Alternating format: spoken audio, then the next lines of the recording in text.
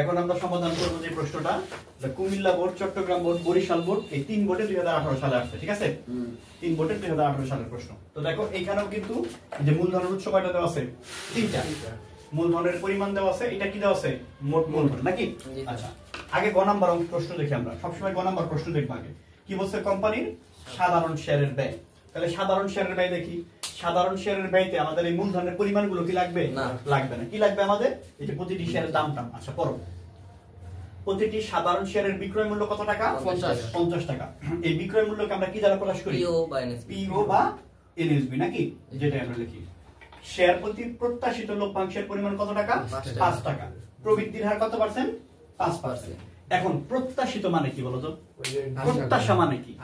অতীত না ভবিষ্যৎ? ভবিষ্যৎ। তাহলে প্রত্যাশিত লভ্যাংশ মানে কি? ভবিষ্যতের লভ্যাংশ। তাহলে এটা কিন্তু অটোমেটিক্যালি আমার কি দেওয়া আছে এখানে? D1 দেওয়া আছে নাকি? জি স্যার। বুঝতে পারছো কথাটা? এই জিনিসটা খেয়াল রাখবা। প্রবৃদ্ধির হার কত পার্সেন্ট আছে? 5%। তাহলে যেহেতু প্রবৃদ্ধির হার বা বৃদ্ধির হার দেওয়া আছে, তাহলে কোন সূত্র হবে? স্থির হারে বৃদ্ধি। তাহলে স্থির হারে বৃদ্ধির সূত্র কি বলো? আর দিয়ে দাও, আমরা লিখি দেব নাম্বার। আগে সূত্রটা লিখি। আমরা জানি KE সমান সমান, বলো স্থির হারে বৃদ্ধির সূত্র কি? KE সমান সমান কি? D1 divided by NSB। PO লিখতে পারি বা NSB লিখতে পারি নাকি? Plus G into 100। তাহলে এখন খেয়াল করো, এখানে D1 এর মান কত ছিল আমাদের? আমরা প্রশ্নে যাই। প্রশ্নে দেখো এই যে বলা আছে, কি বলা আছে? শেয়ার প্রতি প্রত্যাশিত লভ্যাংশ কত টাকা? 5 টাকা। প্রত্যাশিত লভ্যাংশ মানে কি? ভবিষ্যতের লভ্যাংশ না? তাহলে এটাই তো আমার D1 নাকি? তাহলে D1 এর মান কত আছে? 5 টাকা। এই যে আমরা লিখলাম D1 সমান সমান কত? 5। বুঝতে পারছো? এরপরে কি লাগবে আমাদের? P0 বা NSB। NSB মানে কি? শেয়ারের বাজার মূল্য। এই যে দেখো প্রতিটি শেয়ারের বিক্রয় মূল্য কত আছে? 50 টাকা। তাহলে P0 এর মান কত হবে? 50 টাকা। এই যে P0 এর মান 50 টাকা। ঠিক আছে? আচ্ছা, আর কিসের মান লাগবে? G। G মানে কি? গ্রোথ রেট বা বৃদ্ধির হার। গ্রোথ রেট বা বৃদ্ধির হার বা প্রবৃদ্ধির হার। এই যে বলা আছে কোম্পানির বৃদ্ধির হার কত পার্সেন্ট? 5%। তাহলে 5% কে আমরা কিভাবে লিখব বলো? 5%। 5% মানে কি? 5 ভাগ 100। তাহলে কত হবে? 0.05। বুঝতে পারছো? জি স্যার। প্রত্যেকটার মান পেয়ে গেছি। জাস্ট এবার মান বসিয়ে দিই আমরা। তাহলে D1 এর মান আসছে আমার 5, P0 এর মান কত আসছে?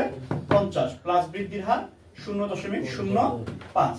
তারপর কি করব? ইনটু 100। ক্যালকুলেশন করো একদম। কত পার্সেন্ট আসছে? 15%। তাহলে ক্যালকুলেশনে কত পার্সেন্ট আসলো?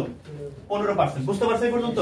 তাহলে দেখো, এবার দেখো আমার প্রশ্নে কি বলছিল? কোম্পানির সাধারণ শেয়ারের ব্যয় কত? তাহলে জাস্ট এখানে লিখে দিবা যে কোম্পানির সাধারণ শেয়ারের ব্যয় 15%। হ্যাঁ, কোম্পানির সাধারণ শেয়ার ব্যয়,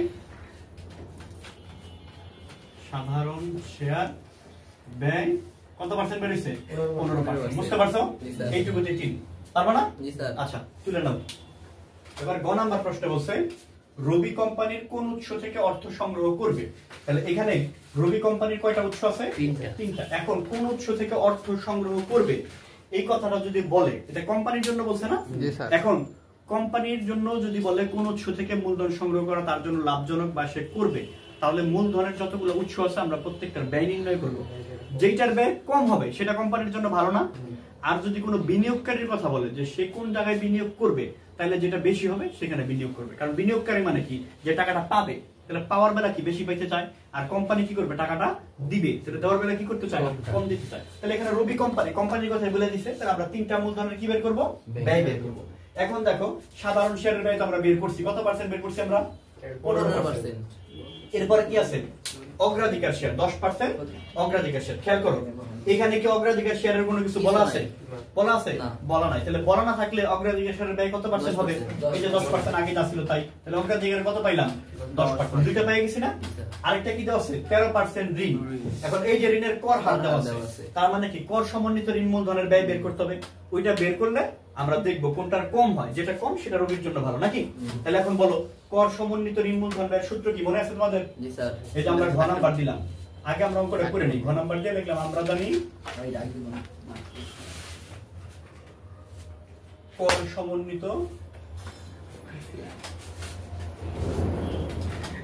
সমন্বিত ঋণ মূলধন ব্যয়। বলো সূত্র বলো। সূত্র কি? কেডি সমান সমান কি? আই লিখলেও চলে, কেবি লিখলেও চলে, তাই না? তারপর কি? 1 - টি 100। তাহলে আই মানে কি সুদের হার। কত পার্সেন্ট ছিল প্রশ্নে দেখো 13%। কত পার্সেন্ট আছে 13%। আচ্ছা তাহলে এখানে লিখলাম আমরা 13% কে আমরা কি বলবো 0.13 না 13% না 13% মানে কি এই যে দেখো এখানে দেখো আই মানে কি 13%। 13% মানে কি 13 ভাগ 100। তাহলে 13 কে 100 দ্বারা ভাগ করলে কত হয় 0.13 বা 0.13 যাই লেখা একই কথা লিখলাম 0.13। 1 মাইনাস টি, টি মানে কি ট্যাক্স রেট বা কর হার। কর হার কত পার্সেন্ট আছে কর হার কত পার্সেন্ট 30%। তাহলে কর হার হলো 30%। টির মান আসলো 30 30%। 30% মানে কি 30 ভাগ 100। তাহলে 0.3 নাকি বা 3 যাই দাও। তাহলে এটা লিখলাম 0.3 ইনটু 100। ক্যালকুলেশন করো তো কত পার্সেন্ট হয় 9.1%। এটা কি বুঝতে পারছো ঋণের ব্যয়টা? জি স্যার। এবার দেখো আমরা তিনটা উৎসের ব্যয় লিখি যে সাধারণ শেয়ার ব্যয়, সাধারণ শেয়ার ব্যয়, মূলধন ব্যয় কত পার্সেন্ট বের করছিলাম আমরা কোন নম্বরে 15%। এটা কি বলে কেই। কেই কত পার্সেন্ট ছিল 15%। এরপরে অগ্রাধিকার শেয়ার ব্যয়, অগ্রাধিকার শেয়ার মূলধন ব্যয় কেপি কত পার্সেন্ট ছিল এই যে প্রশ্নে যা আছে তাই তো নাকি 10% বোঝায় এই যে 10%। হ্যাঁ 10%। এবার হলো কর সমন্বিত ঋণ মূলধন ব্যয় কেডি কত পার্সেন্ট আছে তাহলে বলো কোনটা কম এই যে ঋণেরটা সবচেয়ে বেশি কম হয়েছে না জি স্যার। তাহলে যেটা কম সেটা তো কোম্পানির জন্য ভালো নাকি তাহলে এখানে কি লিখবা যে যেহেতু কর সমন্বিত ঋণ মূলধন ব্যয়